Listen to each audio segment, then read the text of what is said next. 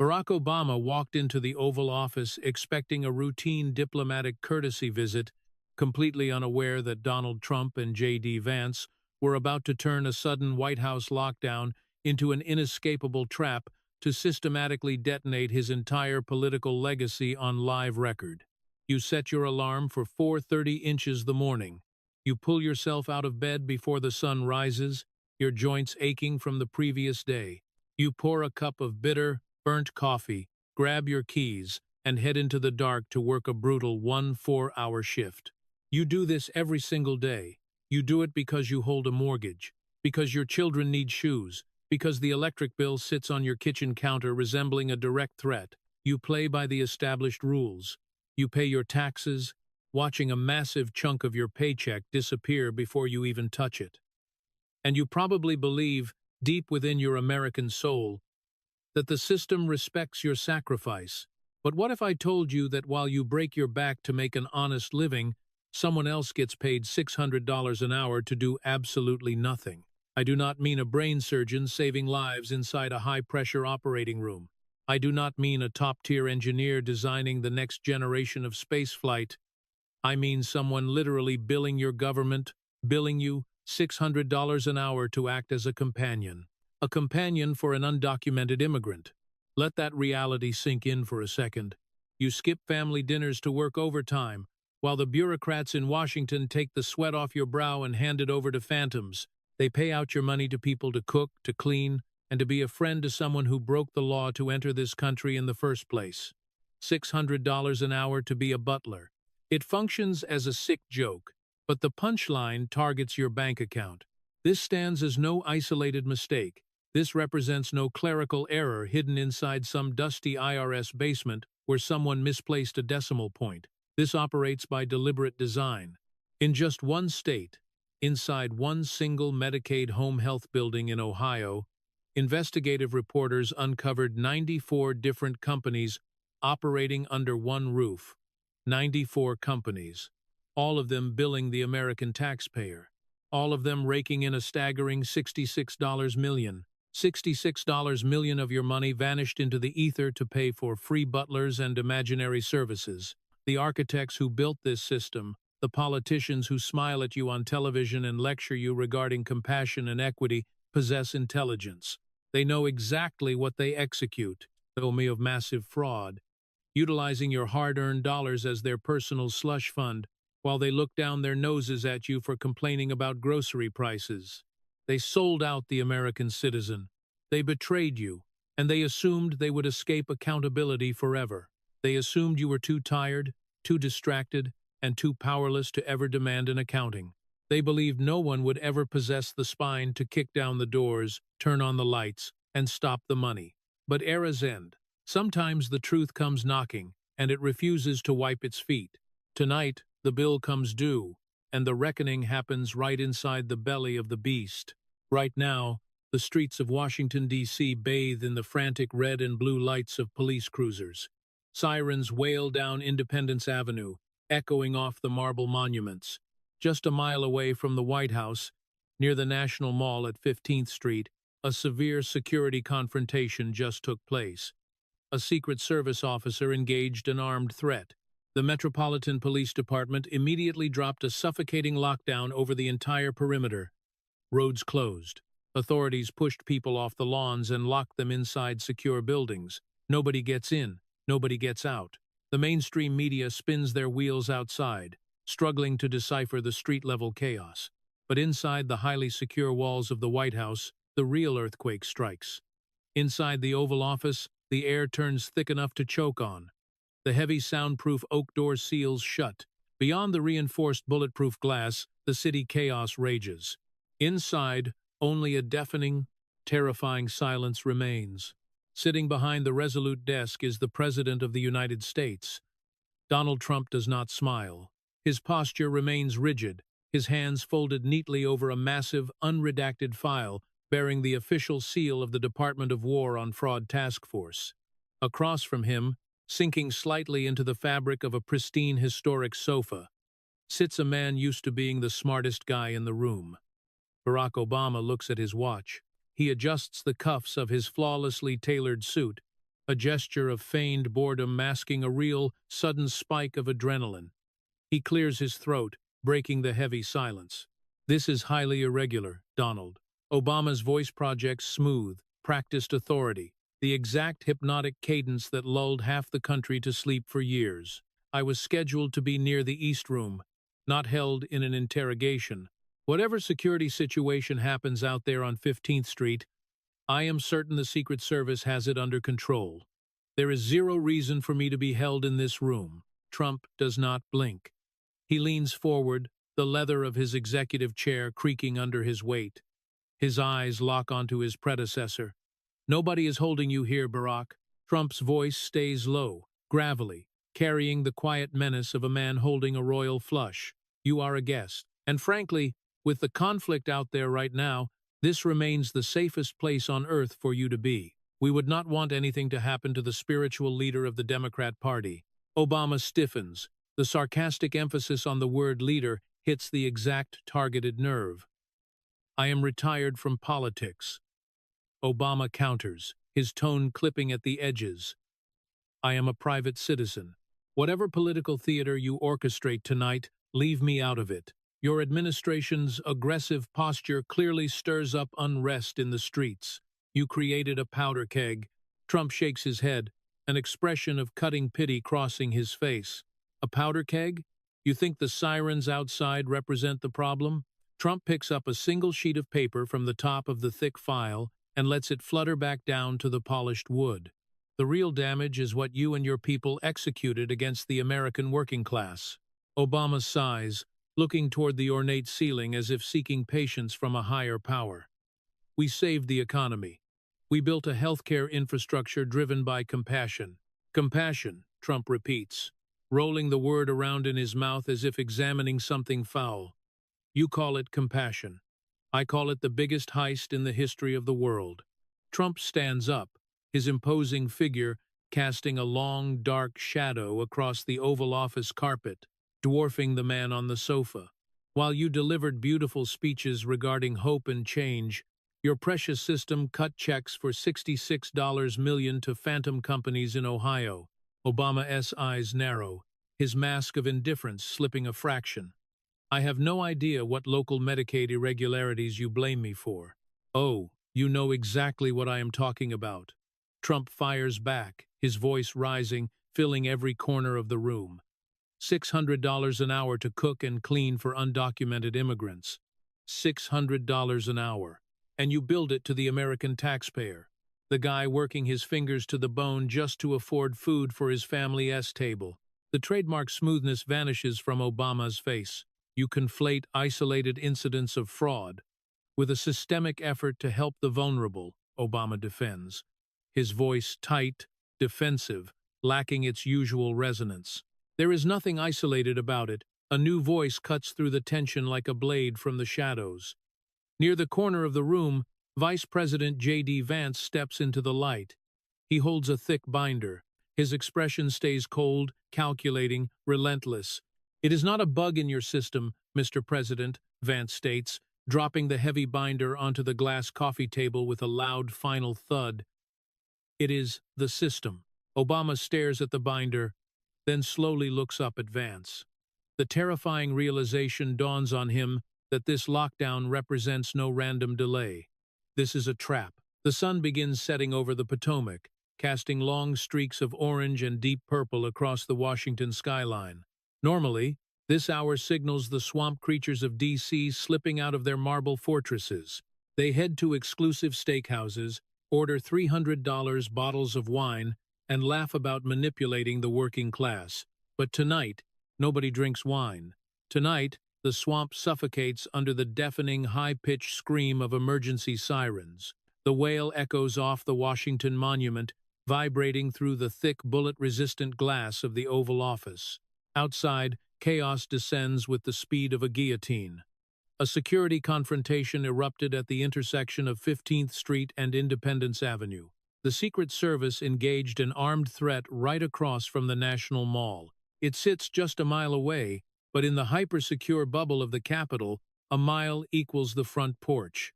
The order dropped instantly: clear the lawn, push everyone into a secure building, locked the perimeter down tight, no movement, no exceptions.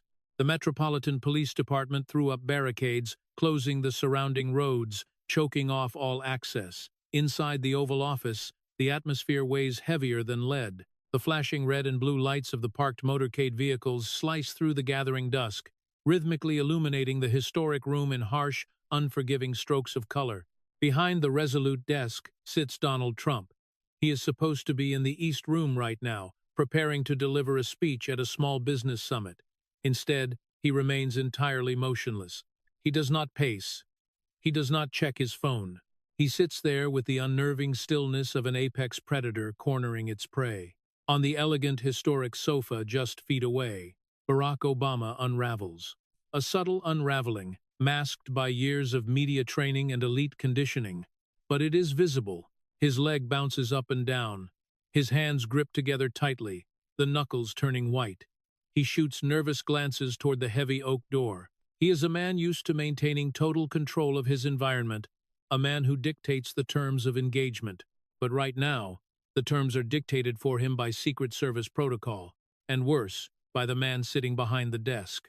Obama stands up, the movement betraying his internal panic. He walks toward the reinforced windows, carefully standing at an angle to avoid presenting a target, peering out at the sea of flashing lights. "This is unacceptable," Obama declares, his voice clipped, stripped of its teleprompter polish. "The protocols for a former president are clear. In the event of an active threat near the perimeter, I am to be immediately evacuated to a secure bunker." He turns around, glaring at Trump. "Why hasn't my detail moved me? Have you countermanded their orders?" Trump leans back in his large leather chair, steepling his fingers together, his eyes never leaving Obama. "Nobody countermanded anything, Barack," Trump replies, his voice dropping an octave, smooth and dangerous. "The protocol is a hard lockdown. You know how this works better than anyone. You stay where you are until the threat is neutralized." Trump gestures lazily toward the window. "And frankly, where could you possibly be safer than right here with me?" The irony hangs in the air, thick and suffocating. Obama hates it. He paces across the carpet, the mask of the detached intellectual slipping further away. "This is exactly what I warned about," Obama snaps, turning anxiety into an aggressive, rehearsed political attack. "Look at the streets outside. Look at the Capitol." He points a long finger toward the window. "You created an environment of perpetual chaos. You stoked the flames of division until the whole country burns." Obama takes a step closer to the desk, trying to reclaim some semblance of authority. "Just a week ago, there was a severe incident. Now there are security alerts on Independence Avenue. The security situation around you gets real very fast." Obama leans over the edge of the resolute desk, his voice a harsh whisper. "You turned this city, this nation, into a powder keg. You thrive on this. You encourage it because it distracts people from what is really going on." The narrator steps in here, cutting through the political theater. "Do you hear that? Do you hear the breathtaking arrogance? The man whose administration oversaw the hollowing out of the American middle-class lectures about a powder keg, the man whose party cheered as cities burned in the name of social justice, suddenly acts terrified of a little noise outside the gates. They always project their own sins onto their opponents. They create the disaster, and then they blame you for pointing it out." Trump does not rise to the bait. He does not yell. He does not get defensive. He simply watches Obama with a look of profound, calculating amusement. "Violence," Trump says, the word rolling off his tongue slowly. He shakes his head, an almost pitying smile crossing his face. "You think the sound of a Secret Service agent doing his job is violence?" Trump leans forward, resting his forearms on the desk, instantly shrinking the distance between them. The entire energy of the room shifts, gravity pulling toward the man in the chair. "This is not chaos, Barack." Trump's voice turns firm, absolute, vibrating with a certainty that leaves no room for debate. "This is the truth knocking at the door." Obama stares at him, momentarily caught off guard by the sheer weight of the statement. "What does that even mean?" Obama demands, crossing his arms defensively. "It means the facade is crumbling," Trump answers, eyes locked onto his predecessor. "It means the people outside this building are finally waking up to the reality of what you and Joe Biden did to them. Trump picks up a pen and points it toward the heavy oak doors. Those agents out there, they just took down a threat. They neutralized a danger. Trump tosses the pen back onto the desk. But the real threats to this country did not come armed with weapons. They came armed with policy papers. Obama scoffs, a nervous, dismissive sound. More populist rhetoric, more imaginary enemies to justify your authoritarian grip. Imaginary? Trump fires back, his voice rising, filling the room with overwhelming force. There is nothing imaginary about the destruction of the American working class. Trump stands up, pacing slowly behind the desk, turning the Oval Office into a courtroom where he acts as both prosecutor and judge. You want to talk about damage? Let's talk about the damage of a system that steals a man's livelihood and hands it to a foreign-born worker. Let's talk about inflating the currency until a mother cannot afford to feed her children. Let's talk about funding a shadow government filled with bureaucrats who despise the very citizens who pay their salaries. Obama shakes his head, trying to retreat into standard talking points. We expanded health care. We built a safety net. We protected the vulnerable. You built a trough, Trump interrupts, his voice booming. You built a massive, bloated trough for your cronies to feed from, and you disguised it as charity. The sirens outside wail louder, a chaotic soundtrack to the dismantling of a political legacy. Obama glances back at the door, desperation flashing in his eyes. He understands now. The lockdown operates not just as a physical barrier keeping danger out. It operates as a psychological cage keeping him in. There are no cameras here. There are no adoring journalists waiting to polish his answers and edit out his hesitations. There is only the raw, unvarnished reality of the damage his ideology caused, and the man elected to tear that ideology down to its foundations. Let me out of here, Obama demands, his voice losing strength. Call the Secret Service director, have my detail extract me immediately. They are a little busy right now, Trump states coldly. The area is secure. But the Metropolitan Police say the surrounding roads remain closed for several hours while they continue their investigation. Trump sits back down, leaning deep into the leather chair. Several hours, Barack. Trump smiles, a predator appreciating the inescapable nature of the trap, which means you and I have plenty of time to review the receipts. The narrator steps back in, the voice sharp and unforgiving. And just like that, the architect of the swamp realizes he cannot run. For 8 years, he danced away from accountability. For years after that, he pulled the strings of a puppet administration from the shadows, watching the country bleed out while he attended celebrity galas. He thought he remained untouchable. He thought the system he built was too big, too complex, and too deeply entrenched to ever face dismantling. But he forgot one crucial detail. The American people do not surrender. They send a bulldozer into the swamp. And right now, that bulldozer is parked directly in front of him, blocking the only exit. The lockdown seals the doors, the trap is sprung, and the real interrogation begins. The heavy thud of J.D. Vance's binder hitting the glass table does not just break the silence in the Oval Office, it breaks the illusion. For the last 10 minutes, Barack Obama played the role of the inconvenient statesman, the elder statesman enduring a tedious interruption. But when that binder hits the glass, the kinetic energy in the room shifts completely. Outside the reinforced windows, the frantic sweeping beams of police cruisers cut through the Washington dusk.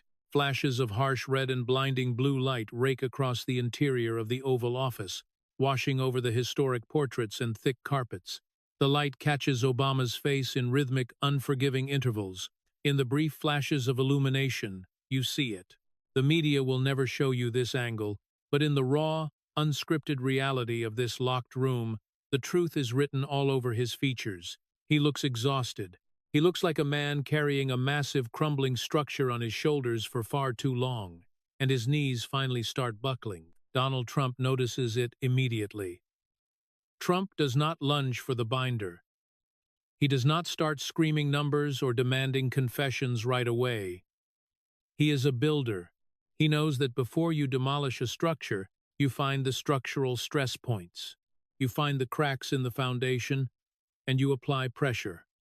Trump leans back in the leather executive chair, steepling his fingers, his eyes tracing the lines of fatigue around Obama's eyes.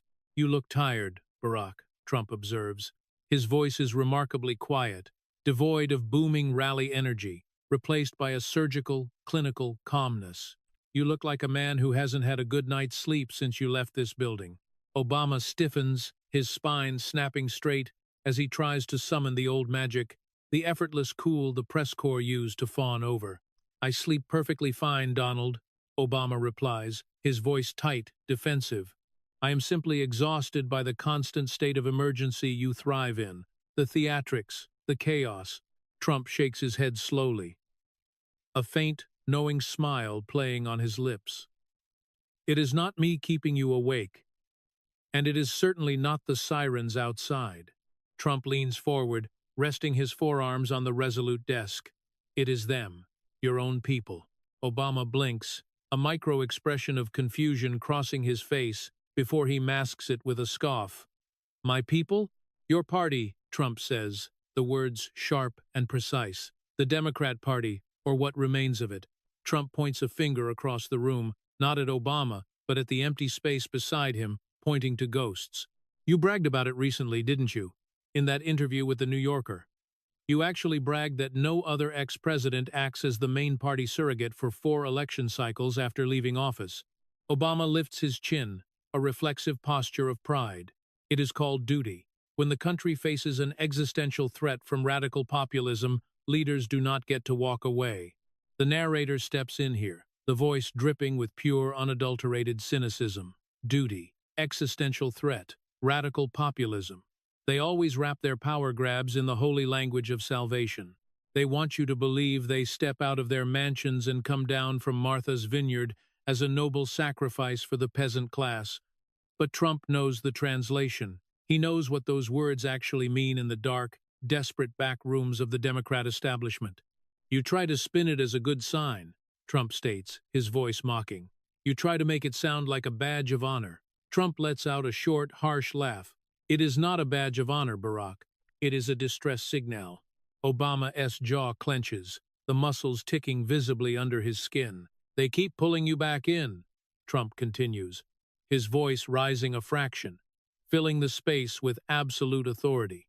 "They keep dragging you out onto the stage, making you read from the teleprompter, making you dance for the cameras, because right now there is no leadership in the Democrat Party." Trump pauses, letting the silence amplify the devastating truth of his words. "They have nobody. They have a vacuum. So they look to you, a ghost of their past, to save them from the reality of the present." Obama stands up, unable to remain seated under the weight of the psychological assault. He paces a few steps, his silhouette flashing red and blue against the window panes. "I am protecting a legacy." Obama fires back, his voice finally raising, the polished veneer cracking to reveal genuine anger. "I am protecting the institutions of our democracy that you actively try to dismantle. Someone must stand between this country and your absolute disregard for the rule of law." Obama points a finger at the resolute desk. "My presence is required because the stakes have never been higher. If that means I must remain in the arena, then I remain in the arena." Trump watches him pace, entirely unmoved by the soaring rhetoric. He looks at Vance, standing quietly in the shadows, before returning his gaze to the former president. "The arena," Trump repeats, rolling the word around as if examining a cheap counterfeit coin. "That is a beautiful speech, Barack. Truly, the media would love it. They would print it on the front page of the Times tomorrow." Trump's expression hardens, the amusement vanishing, replaced by cold, lethal seriousness. "But we both know that is not what you tell Michelle when you walk through the front door." The name hangs in the air like a live grenade. Obama stops pacing dead in his tracks. The color drains from his face. The flashing police lights illuminate a man who realizes his most heavily guarded fortress is breached. "Keep my wife out of this," Obama demands, his voice dropping to a dangerous, vibrating whisper. "I am not the one bringing her into it." Trump fires back, leaning back in his chair, completely unbothered by Obama's intensity. "You are. You let your political headache become a problem at home. Trump picks up a pen and taps it rhythmically against the wooden desk. Each tap drives a nail into the psychological coffin. You think we don't know? You think the people inside your own circle don't talk? Trump leans forward, his voice dropping to a harsh whisper that carries across the room. We know my return to the White House creates genuine tension in your marriage. Obama stares at him, paralyzed, stripped of his talking points. Michelle wants you to finally step back, Trump says, reciting the truth like a judge reading a sentence. She wants you to enjoy life. Stop living in this permanent campaign mode. Trump mimics a pleading, desperate tone, twisting the knife. You are no longer the president, Barack. Let the Democrat Party work it out. Isn't that what she says? The narrator interjects, analyzing the final blow. This represents the reality the elites hide from you. While they demand you sacrifice your paycheck, your security, and your children's futures for their grand globalist visions, their own lives fall apart behind closed doors. They are slaves to the machine they built. Obama is done with the Democrat Party. He is done acting as the leader of a sinking ship, and he desperately wants to walk away. But he cannot. The swamp will not let him. She issued a clear plea, Trump continues, relentless, unforgiving. She told you to step away from the spotlight so you two can enjoy your later years together. Trump stops tapping the pen. He points it directly at Obama's chest. But you told her you cannot just walk away while I am in power. Trump lets out a dry, humorless chuckle. You stand on the verge of sacrificing your marriage for the Democrat Party. Trump shakes his head, a look of genuine, withering disdain crossing his features. You should never do that, Barack, especially not for the Democrat Party. Obama remains silent. The master orator, the man who built an entire career on the power of his words, has absolutely nothing to say. His breathing turns shallow, his eyes fix on the carpet. The psychological armor strips away, leaving behind a tired, defeated man who realizes his opponent sees every single weakness. He is beaten before the debate on policy even begins. From the shadows, J.D. Vance takes a step forward.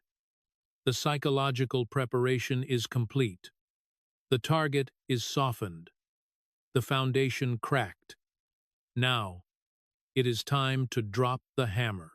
Vance reaches out and places his hand flat on the thick binder resting on the glass table. The president is right, Barack, Vance asserts, his voice a sharp Midwestern contrast to the polished coastal elites. You sacrificed everything to protect a party that morphed into a criminal enterprise. Vance taps the cover of the binder. And tonight we look at exactly what you gave up your peace of mind to defend. The narrator steps out from behind the curtain. Look at the contrast in this room. On one side, you have the Ivy League elite, the polished darling of the media class who never had a callus on his hands. On the other side, you have a guy from Middletown, Ohio, who knows exactly what it looks like when a factory closes and a town bleeds to death. J.D. Vance is not here to debate political philosophy. He is not here to engage in a polite academic seminar about the theoretical benefits of the welfare state. President Trump tapped him to lead the Department of War on Fraud Task Force for one specific reason. He is here to be a hunter. He is here to take a sledgehammer to the bureaucratic parasites feeding on the American middle class. Vance stands over the glass coffee table, his hand resting heavily on the thick black binder. The flashing police lights from the street catch the metallic rings of the folder, giving it the appearance of a weapon. Let's talk about compassion, Barack, Vance says, his voice cold, steady, devoid of usual Washington deference. Since that is the word your party loves to hide behind. Obama shifts uncomfortably on the historic sofa, adjusting his tie, trying to project an air of bored superiority. I have no interest in engaging in a partisan witch hunt, Obama replies, his tone dripping with practiced condescension. Medicaid operates as a lifeline for tens of millions of vulnerable Americans. It forms the bedrock of a civilized society. A civilized society, Vance repeats, nodding slowly, a dark, cynical smile forming on his face. Vance flips the heavy binder open, the sound of the thick pages turning echoes loudly in the tense silence of the Oval Office. Let me show you what your civilized society looks like on paper. Vance pulls out a glossy photograph and slides it across the glass table toward Obama. It displays a picture of a nondescript, unremarkable building. Investigative reporter Luke Rosiak found this gem, Vance states, tapping the photograph. It is a single Medicaid home health building in Ohio. Obama barely glances at the photo, keeping his chin elevated. I am not familiar with every local zoning dispute in the Midwest, JD. It is not a zoning dispute. Vance fires back instantly, the volume of his voice rising to fill the room. It is a crime scene. Vance pulls a sprawling spreadsheet from the binder and drops it next to the photograph. This single building allegedly houses 94 different companies. Trump leans forward in his chair behind the resolute desk, watching the dismantling of his predecessor with absolute, unwavering focus. 94 companies, Vance repeats, ensuring the number hangs in the air long enough to become suffocating, all of them billing the American taxpayers. Vance leans down, placing his hands on the edge of the table, closing the physical distance between him and the former president, and they rake in a staggering $66 million. Obama's eyes finally drop to the spreadsheet, tracking the endless columns of red ink. He quickly attempts to construct a defense, relying on the classic left-wing playbook of bureaucratic obfuscation. Healthcare administration is complex, Obama states smoothly, recovering his footing. Consolidation of billing services in one location is a standard practice to reduce overhead. You attempt to criminalize administrative efficiency. These funds provide critical care to marginalized communities. Vance laughs. It is not a joyful sound. It is a harsh, biting sound that strips the paint off the walls of the Oval Office. Critical care? Vance asks, his eyes burning with intense fury. We are not talking about ICU care, Barack. Vance pulls out another document, highlighting lines of text with a bright yellow marker. We are not talking about a hospital. Vance shoves the paper directly in front of Obama. These outfits bill Medicaid, and they literally describe it as acting as a butler for immigrants. The word butler echoes through the room, shattering the illusion of humanitarian aid. A butler, Trump repeats from behind the desk, shaking his head in disgust. Obama's jaw tightens. That is a gross mischaracterization of personal care services. Obama counters, his voice rising, the polished facade cracking under the sheer weight of the evidence. Providing assistance with daily living to vulnerable populations represents community support. It represents the bare minimum of human decency. Decency? Vance interrupts, talking over the former president. You want to talk about decency? Let me tell you what they actually do. Vance starts listing the items on the invoices, his voice hitting like a jackhammer. They cook for them, and then bill Medicaid. They clean their houses, and then bill Medicaid. They act as a companion and a friend, and then bill Medicaid. The narrator steps in, lowering the tone to a deadly serious whisper. Do you hear that, America? While you set your alarm for the crack of dawn, while you skip family vacations, your government forces you to pay for someone else to have a taxpayer-funded maid. But it gets worse. It always gets worse when the radical left spends your money. Vance stands up straight, looking down at Obama with absolute contempt. And who are these people they serve, Barack? Vance does not wait for an answer. They are undocumented immigrants, people who broke our laws, crossed our borders, and immediately plugged into a machine that drains the lifeblood out of the American working class. Obama shakes his head, attempting to deploy the ultimate shield of the political elite. Everyone in this country deserves basic human dignity, regardless of their documentation status. Dignity is earned. Vance fires back, his Ohio roots bleeding through every syllable. And it is certainly not bought at the expense of the people who actually built this nation. Vance reaches into the binder one last time, pulling out a single, heavily highlighted invoice.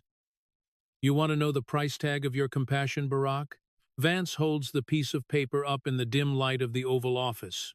We are not talking about billing at $20 to $40 an hour. Vance pauses, making sure everyone in the room hears the next sentence. Some of these outfits bill upwards of $600 an hour to cook or clean for an undocumented immigrant that needs a friend. $600 an hour. The number drops like a nuclear bomb in the center of the room, Trump lets out a low whistle of pure disgust. Obama is silent. Even the most silver-tongued orator in the history of the Democrat Party cannot spin $600 an hour for a taxpayer-funded friend. The narrator steps back in, directly addressing the hardworking American. You and I, we work too hard. It is harder than ever to make money, to save money, to afford bills, and to put food on the table. You play by the rules of a rigged game. And then you find out somebody came here illegally, and they now bill the government $600 an hour to cook, clean, and befriend an undocumented immigrant. It is not just fraud. It is a direct insult to your existence. It is a slap in the face to every blue-collar worker, every waitress, every truck driver who ever paid a dime in taxes. You can do that for free on a closed border. Otherwise leave, Vance states, his voice ice-cold, delivering the final verdict on the corrupt system. Vance looks over at Trump, who nods slowly in approval. These allegations are absolutely shocking, Vance continues, formally reciting his mandate. And this is exactly why the president tapped me to lead this task force. Vance slams the binder shut. The sharp crack sounds like a gavel coming down in a courtroom. For years, our government just accepted it, Vance asserts, looking directly into Obama's eyes. An invoice came in. They paid out the money, but we refuse to accept it anymore. Vance crosses his arms, looking like a heavily armed guard standing over the U.S. Treasury. I am directing the task force to launch an immediate investigation. We will prosecute any fraudsters involved. Vance leans in, delivering the final devastating blow to the legacy of the left. And we are shutting off the money spigot immediately. No more payments for these fraudsters. Obama sits frozen on the sofa. The flashing police lights outside offer no rescue, only a continuous, silent alarm of his own political demise. The compassion was always fake. The moral high ground was always an illusion. And tonight, the American worker finally possesses a champion who is not afraid to say it out loud. They never want you to see how the sausage is made. The political elites, the bureaucrats, the media talking heads, they love to sell you the finished product. They wrap it in glossy packaging, label it with focus group-tested words like compassion, equity, and care. They stand at their podiums and demand you hand over more of your paycheck to fund it. But they pray every single day that you never actually look inside the factory. Because if you did, if you saw the grotesque, rotting machinery of the Washington establishment, you would never give them another dime. You would burn the factory to the ground. Tonight, inside the Oval Office, Donald Trump and J.D. Vance turn on the factory lights. Vance reaches for a sleek black remote on the edge of the resolute desk and presses a button. On the far wall of the Oval Office, a massive high-definition monitor springs to life. The sudden burst of cold blue light washes over the room, overpowering the frantic red and blue flashes from the police cruisers still locked down out on the street. The screen displays a staggering, incredibly complex digital web. It looks like the organizational chart of an international cartel. These hundreds of red lines connect dozens of different names, addresses, and corporate entities, all funneling back to a few central hubs. You want to know what the root cause of this problem is, Barack? Vance asks, his voice echoing in the quiet room. Nobody paid attention. Vance points the remote at the screen, zooming in on a massive cluster of red dots on the West Coast. Let me put the numbers out there so everyone is perfectly clear, Vance states, his tone razor-sharp. 1 in 3 hospices in America are located in Los Angeles. Vance pauses, letting the absurdity of the statistic hang in the air. Not California, L.A. 1 in 3. Obama stares at the screen, the blue light reflecting in his eyes, but he remains completely silent. I mean, how many people die there? Vance asks, his voice dripping with concentrated sarcasm. Obviously, it is fraudulent. It is out of control, rabid fraud. Trump leans forward on his elbows, staring down the former president. They built a gold rush out of fake death, Trump declares, his voice low and dangerous. And your administration, your regulators, they just rubber-stamped the paperwork. Obama finally clears his throat, attempting to summon the ghost of his former authority. The Department of Health and Human Services processes millions of claims a day, Obama counters, sounding more like an automated answering machine than a leader. It is a decentralized system, You cannot hold the executive branch responsible for every bad actor in Los Angeles. Oh, they are not just bad actors, Vance interrupts, stepping directly in front of the screen. These are doctors selling their souls. Vance clicks the remote again. The screen shifts, displaying the face of an elderly man in a white medical coat. This is Dr. Stephen Pine, Vance announces, reading from his notes. An 82-year-old OBGYN. Vance looks at Obama with total disgust. They basically sell their license number to open multiple hospice relationships. They dishonestly claim people are dying when they are not. Vance taps the screen with his knuckle, right on Dr. Pine's digital photograph. Let's look at a little outfit called Graceful Care Hospice, located 200 miles away near Los Angeles. They enrolled a few dozen patients, but their claims skyrocketed. They billed Medicare $1.3 million for 109 patients, all on claims submitted by Dr. Stephen Pine. Vance clicks the remote one more time, and the web expands massively, covering the entire screen in a chaotic tangle of red lines. And he didn't stop there. Federal records show 17 hospices associated with Dr. Pine. They filed more than 3,000 claims for 900 patients, billing Medicare for $16 million. Vance throws his hands up in sheer disbelief. $16 million. Anything over 100 patients at a given time that you have responsibility for as a hospice physician should start to raise red flags. But 17 different hospices using your NPI number? Vance asks, leaning over the table toward Obama. Your regulators didn't see a red flag, Barack. They didn't see anything at all, because they did not care. The narrator steps back in, bringing the audience right to the heart of the betrayal. Do you hear those numbers? $16 million handed over to one single doctor's network for patients he likely never even saw. When reporters tried to reach this guy, he initially claimed not to know Graceful Care. He denied wrongdoing, saying he believed some hospices used his provider number without permission. But his name sat right there on the prescriptions. And who pays for this? You do. But it is not just about the money. If they steal your money, they steal your life. They do not care at all about you. Let me take you out of the Oval Office for just a second. Let me take you to the Central Valley of California, where the real victims of this radical left-wing negligence sit in their living rooms. Meet Trini and Enrique. They are an elderly couple just trying to live out their golden years in peace. They thought they received basic medical assistance.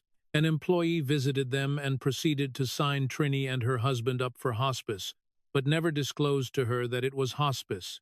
Can you imagine the pure evil required to execute that? To look a perfectly healthy elderly couple in the eye and secretly classify them as terminally ill, just to drain the government's bank account. The company, Graceful Care, claimed they did nothing wrong. But the receipts tell a completely different story.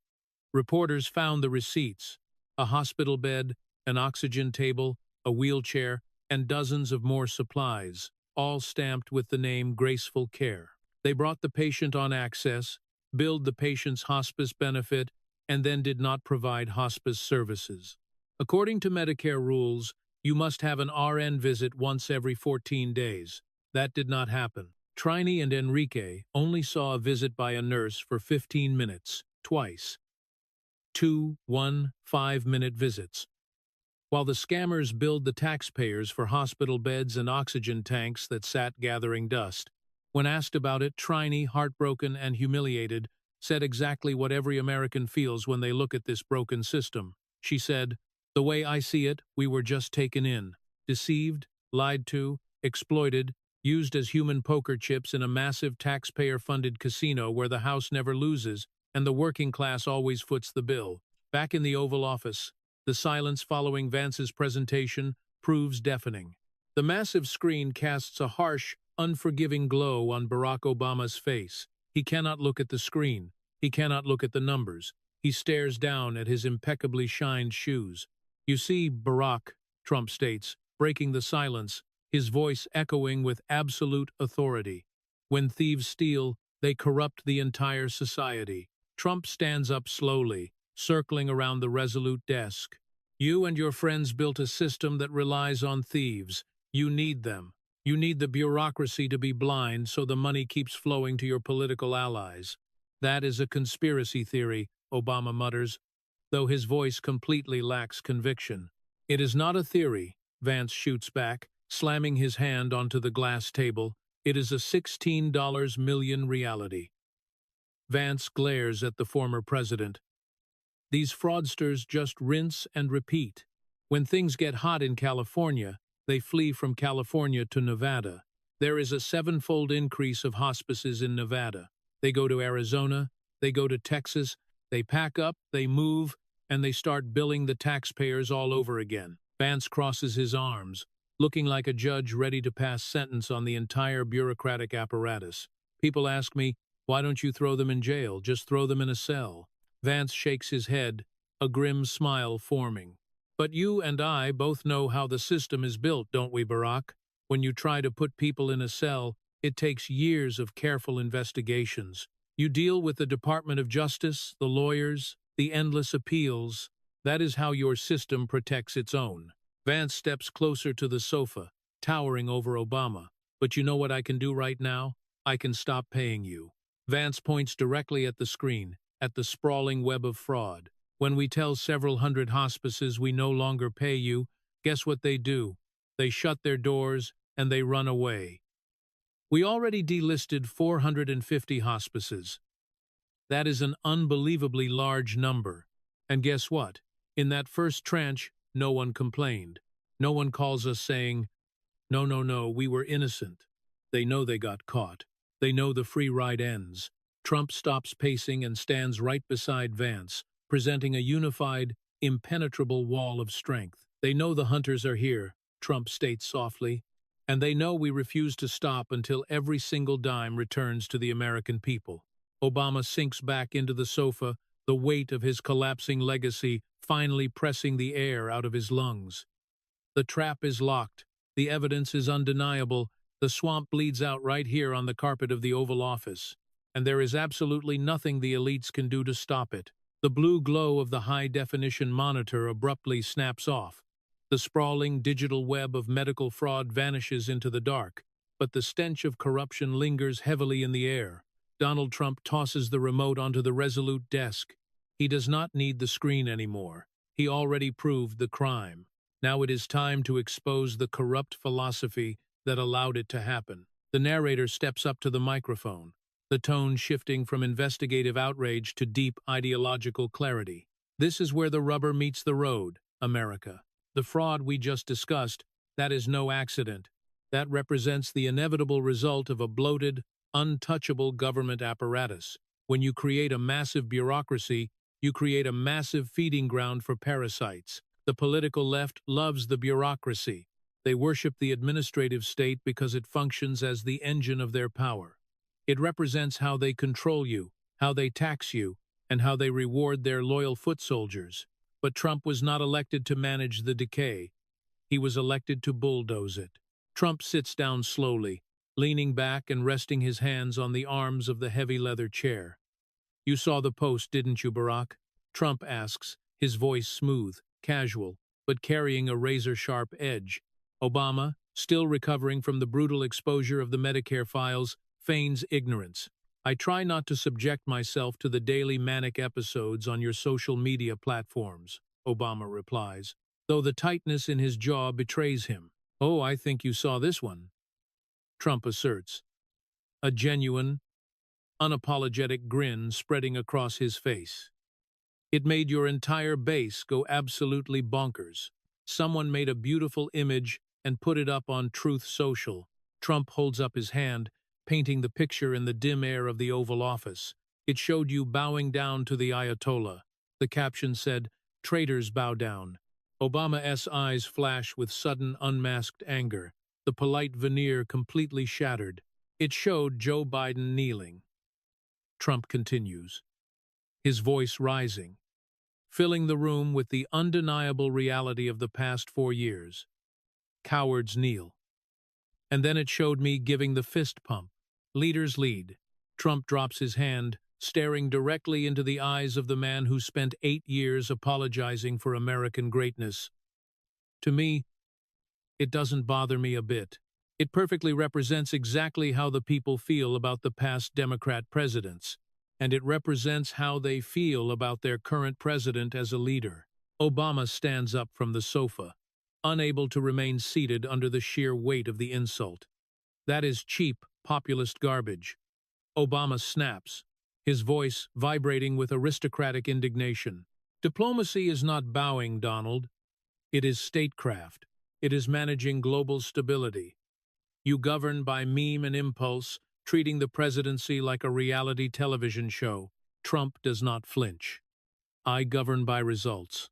Trump fires back, his tone dropping into a deadly serious register. Your version of statecraft managed the decline of this country. You managed our surrender, and you built a massive parasitic army of federal bureaucrats to enforce it. The narrator steps back in, leaning close to the mic. Listen to the difference, folks.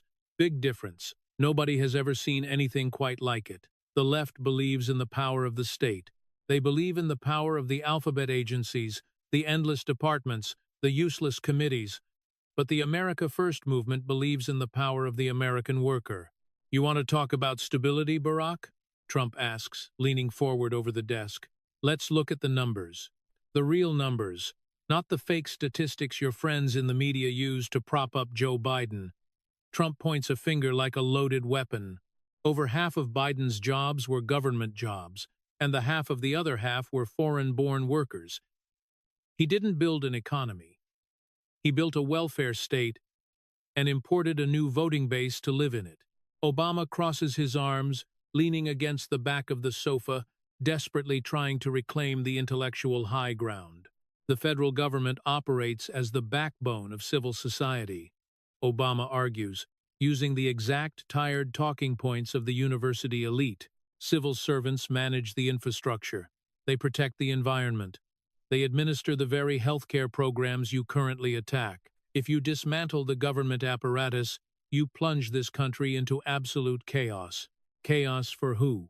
Trump interrupts, his voice booming like thunder in the confined space. Chaos for the lobbyists? Chaos for the diversity consultants? Chaos for the scammers billing us $66 million from an empty building in Ohio? Good. Let them have chaos. Trump stands up again, the sheer physical presence of the man dominating the room. I promised the American people I would shrink the government, not expand it. And I keep my campaign promise. We did it the hard way, but the correct way. Trump begins to pace, the energy in the room entirely under his command.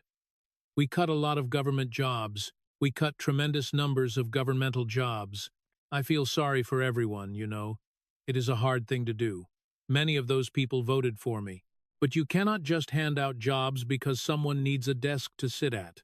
Trump stops pacing and locks eyes with his predecessor. We maintained government jobs where you had 10 people executing the job of one person.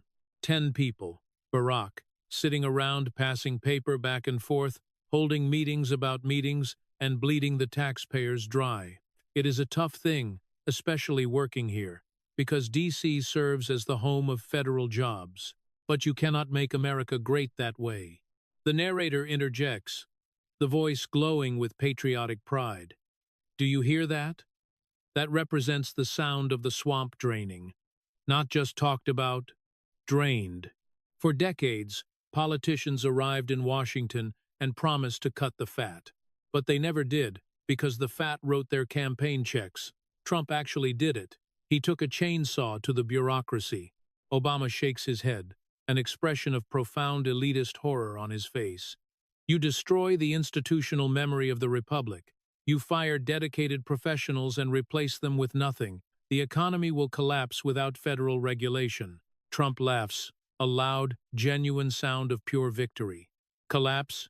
You haven't looked at the real world outside of your gated communities. Nearly 100% of the jobs created during my second term in office exist as private sector jobs.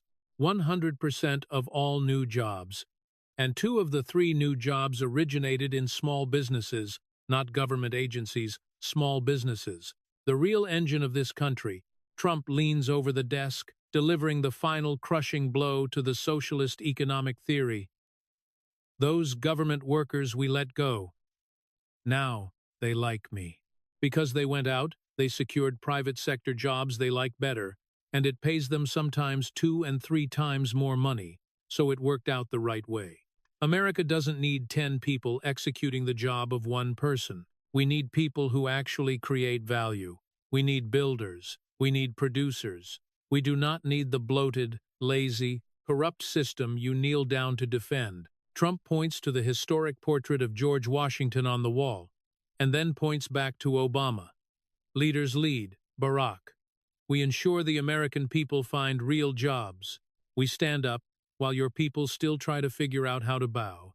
Obama stands entirely defeated, stripped of his talking points, outmaneuvered by the undeniable, explosive reality of a booming private sector American machine. The ideological war in this room ends. The establishment loses. The narrator leans into the microphone, the voice dropping to a low, intense register. There is one thing the globalist elites hate even more than a strong, prosperous American working class. They absolutely despise a strong, unapologetic America on the world stage.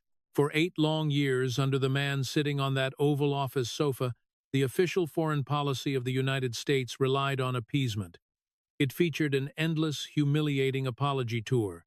They sent billions of dollars in pallets of untraceable cash to the world's leading state sponsor of terrorism. They bowed to dictators. They drew red lines they never enforced. And they managed the decline of American supremacy with a smug academic smile. They wanted America on her knees, begging for permission from corrupt international tribunals just to defend her own interests. But Donald Trump does not ask for permission. Inside the Oval Office, the domestic debate over healthcare fraud completely eviscerates Obama's legacy of so-called compassion. But Trump is not finished. He did not just bring the former president here to discuss Medicaid. He brought him here to display what actual, unadulterated American power looks like. Trump turns his back to Obama for a moment, walking over to the thick bulletproof windows overlooking the South Lawn. The flashing police lights from the street settle into a rhythmic, pulsing glow against the glass. You know, Barack, taking out the trash in our own backyard represents just phase 1, Trump states, his voice carrying a sudden, immense geopolitical weight. Trump turns around, leaning his shoulder against the heavy window frame. The real problem with your administration wasn't just letting bureaucrats rob the taxpayers blind. It was that you broadcast our weakness to the entire planet. Obama bristles, immediately recognizing the shift in the battlefield. He feels comfortable defending the bloated administrative state, but his foreign policy record serves as a notoriously sensitive nerve. My foreign policy relied on coalition building and strategic patience, Obama shoots back, his voice tight, defensive, immediately reverting to the sterile language of a Georgetown seminar. We de-escalated conflicts. We brought Iran to the negotiating table. We prevented a nuclear arms race in the Middle East through diplomacy, not reckless aggression. Trump lets out a short, biting laugh that echoes off the historic walls. You brought them to the table? Trump asks, shaking his head in absolute disbelief. You bribed them, Barack. You sent them our money, and they used it to fund every proxy from Lebanon to Yemen. Trump steps away from the window, walking slowly back toward the resolute desk. But you don't have to worry about your negotiating partners in Tehran anymore. Trump stops, locking eyes with Obama, delivering the news with the cold, precise efficiency of a military strike. Because the Iran dynamic has entered a new phase. Iran is decimated. Obama's eyes widen slightly, the carefully maintained mask of indifference cracking right down the middle. They struggle to figure out who their leader is, Trump continues, his voice dropping into a deadly serious whisper. Because I had the supreme leader neutralized. The declaration drops into the center of the Oval Office like a live shockwave. The silence that follows is absolute. Absolute shock. For a fraction of a second, the former president looks physically struck.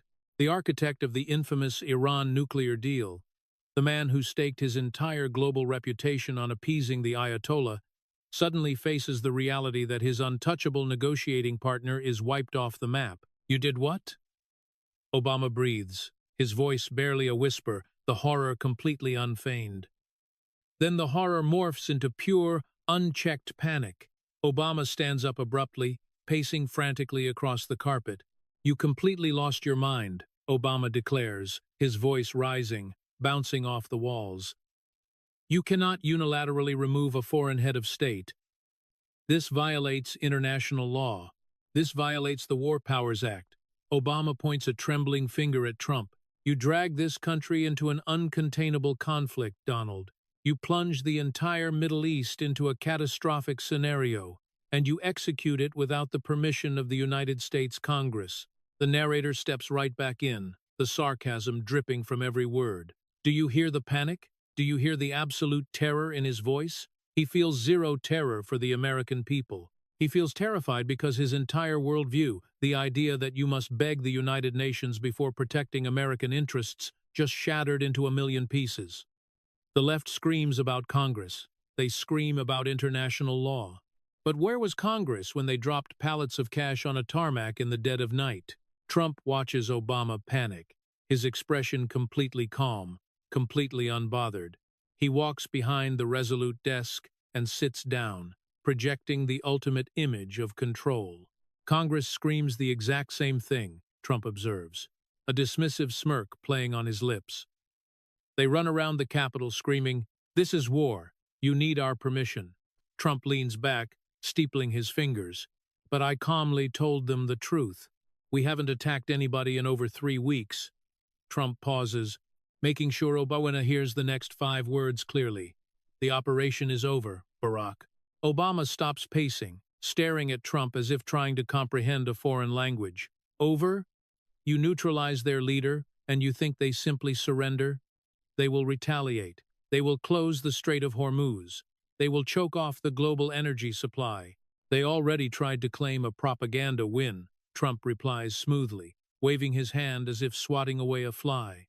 Just on Monday, Iran announced 2 of their missiles struck a U.S. Navy frigate near the port of Jask. They claimed they forced our ship to flee. Obama seizes on the information, his eyes lighting up with desperate validation. Exactly. They fire on our vessels. You started a naval conflict. False, Trump states, cutting him off instantly. CENTCOM flatly denied it. No American ships suffered attacks or hits. Right now, Iran just pushes a bunch of bluster, claiming they win a war when in reality they just try to figure out who remains alive to negotiate with us. Trump leans forward, the casual demeanor vanishing, replaced by the intense focus of a wartime commander-in-chief. You think I left our ships exposed? You think I operate like your administration did in Benghazi? I opened a new front at sea, Trump announces, the pride evident in his voice. It is called Project Freedom. It operates as a large-scale mission to escort neutral and innocent commercial ships trapped in the Strait of Hormuz. Obama scoffs, shaking his head. Escorts. You put American sailors directly in the crosshairs of Iranian fast boats and anti-ship batteries. I framed it as a humanitarian mission, Trump reveals, a brilliant tactical smile crossing his face. We deploy there to rescue vessels running low on food and supplies. Trump's eyes narrow, his voice turning into cold steel. But I issued a very clear warning to Tehran. Any interference gets dealt with forcefully. The narrator interrupts, leaning heavily into the microphone. This represents the genius of America first, folks. The left plays checkers, begging the world to like them. Trump plays 3-dimensional chess, and he plays it with loaded weapons. A humanitarian mission, Obama mocks, his voice dripping with elite disdain. You use the language of relief to mask a military blockade. I use the language they understand, Trump fires back. Let me tell you what this humanitarian mission looks like, Barack. Trump starts listing the assets, each item dropping like a hammer blow on the desk. CENTCOM runs the mission. It involves missile-guided destroyers, more than 100 land and sea-based aircraft, drones, and 15,000 U.S. service members. Every single military asset in the region stands in place in case this becomes a hot conflict. Obama sinks back down onto the sofa, the realization of the massive tactical shift finally dawning on him. You dare them to shoot, Obama whispers. I dare them to breathe, Trump corrects him. You see, Barack, you always played on their terms. You always let them take the offensive while you apologized.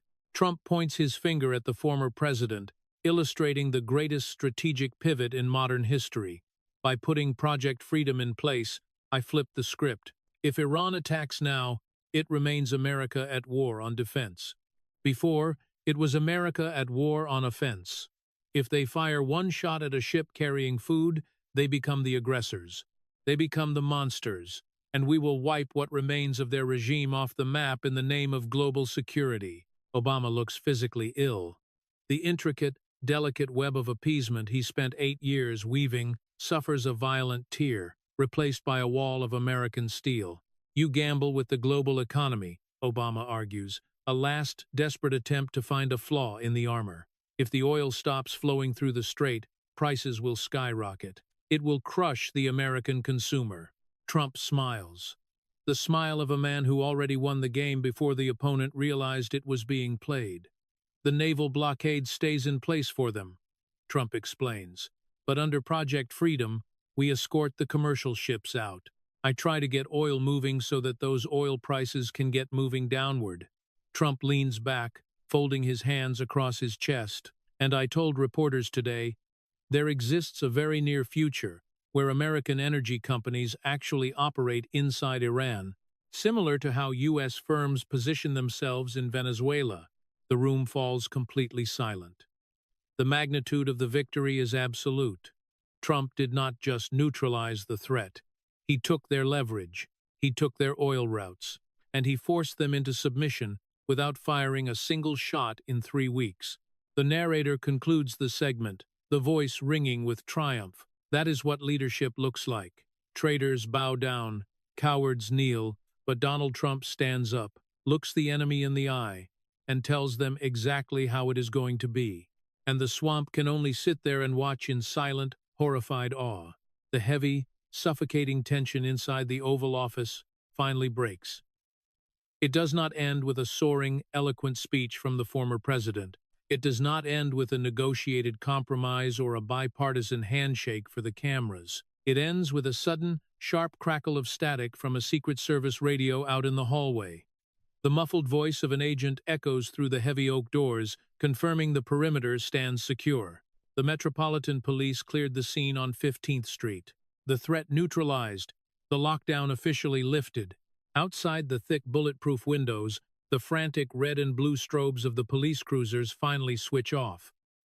The sudden absence of the flashing emergency lights leaves the Oval Office bathed in a pale artificial glow. The light of the Washington, D.C. street lamps, an artificial dawn creeping over a city built on artificial promises. But inside this room, the artificiality suffers complete exposure. Barack Obama sits on the historic sofa for a long moment, staring at the floor. The master orator, the man who spent 8 years mesmerizing the global elite with his teleprompter poetry, has absolutely nothing left to say. His legacy of so-called compassion stands exposed as a $66 million slush fund for fake hospices. His foreign policy of appeasement stands completely dismantled by a show of raw, unapologetic American naval power. He looks exhausted. He looks like a man who just realized the history books will not be written by his friends in the mainstream media. Obama stands up slowly. He buttons his tailored suit jacket, a mechanical defensive gesture, trying to pull the shattered pieces of his dignity back together. He does not look at J.D. Vance. He does not look at the heavy black binder resting on the glass table, the binder holding the undeniable proof of his administration's catastrophic failures. He finally looks across the room, meeting the eyes of the man sitting behind the resolute desk. Donald Trump does not gloat. He does not smile. He simply watches the former president with the cold, immovable gaze of a builder who just finished tearing down a condemned property. "Good night, Barack," Trump says, his voice quiet, flat, carrying the absolute finality of a judge's gavel. "Tell Michelle I said hello." Obama's jaw tightens. He turns on his heel and walks toward the door. The heavy oak door clicks open, held by an unseen Secret Service agent, and then it clicks shut. The architect of the swamp walks out into the dimly lit hallway, disappearing into the shadows of political irrelevance. He leaves in total, humiliating silence. The narrator steps up to the microphone, the voice low, gritty, vibrating with absolute conviction. Think about what just happened in that room. America. For a decade, they told you that you were the problem. They told you your desire for a secure border represented hatred. They told you your anger over your disappearing paycheck represented pure ignorance. They looked down their noses at you from their ivory towers, demanding you hand over your hard-earned money to fund their civilized society. But the civilized society proved to be a lie, an illusion designed to hide the thieves raiding the U.S. Treasury while you worked a double shift, but not anymore. Inside the Oval Office, Vice President J.D. Vance reaches down and picks up the heavy binder. He snaps it shut. The sound rings out like a loud crack in a quiet room. "They are already scrambling, Mr. President," Vance reports, a tight, predatory smile forming on his face. "We have reporters on the ground in California." Graceful Care Hospice movers cleared out their office in the middle of the night. Trump stands up from the resolute desk, adjusting his red tie. "Of course they did," Trump replies, his voice laced with absolute contempt. "They know we track them. They think they can steal millions of dollars, pack up, and run in the night." Trump shakes his head, walking around the desk to stand shoulder to shoulder with his vice president. But they forgot who is in charge now. "They think they can run," Trump says, his voice hardening into solid steel. "But we already shut off the money spigot." Vance nods, tapping the cover of the binder. "We already delisted 450 hospices, and we just getting started. These people think they can cross state lines, go to Nevada, go to Arizona, and set up shop again. But my hunters track every single one of them down." Trump claps Vance firmly on the shoulder. "They will probably serve time in a federal cell. They will face their homes, their cars, all of their assets confiscated. You cannot rip off the American worker and expect to walk away." Trump looks toward the door. "All right, we kept the American people waiting long enough. Let's go talk to the people who actually build this country." Trump and Vance turn and walk out of the Oval Office, heading toward the East Room for the Small Business Summit. They head toward the real engine of America. They head toward the people who created nearly 100% of the jobs in this second term.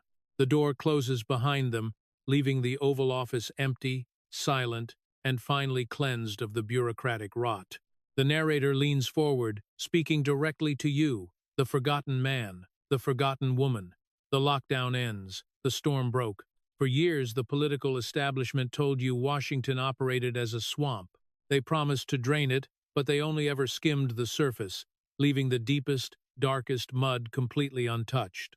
But Donald Trump and J.D. Vance did not just bring a bucket to the swamp. They brought a flamethrower. They do not just drain it. They burn it to the ground with the undeniable, scorching heat of the truth. The era of the taxpayer-funded butler ends. The era of the $600 an hour ghost companion dies. The era of bowing to globalist dictators lies buried.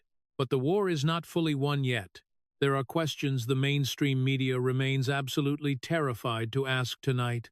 What happens to those 450 hospices that just faced delisting? Where are the doctors who sold their souls and their medical licenses to the highest bidder? Dr. Stephen Pine, the man whose number billed Medicare for $16 million. Where hides he right now? They know J.D. Vance's hunters come for them. They know the Department of War on Fraud refuses to accept a polite apology and a minor fine. Who sits next in the crosshairs? Which bloated government agency will have its doors kicked in tomorrow morning? Which corrupt politician will wake up in a cold sweat, realizing their invisible slush fund sits permanently frozen?